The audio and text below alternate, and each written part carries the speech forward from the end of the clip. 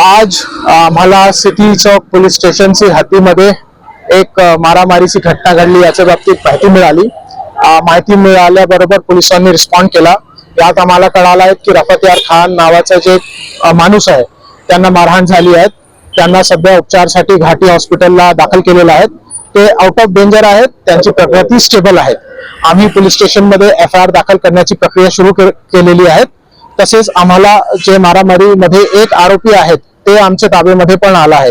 आम्ही पुढे एफआयआर दाखल केल्यानंतर त्यात जे आरोपी आम्हाला निष्पन्न होतील ते सगळ्यांना तात्काळ अटक करण्याची तजवीज ठेवलेली आहे। आपण कोणतेही अफवावर ध्यान देऊ नका, सगळ्यांना विनंती आहे।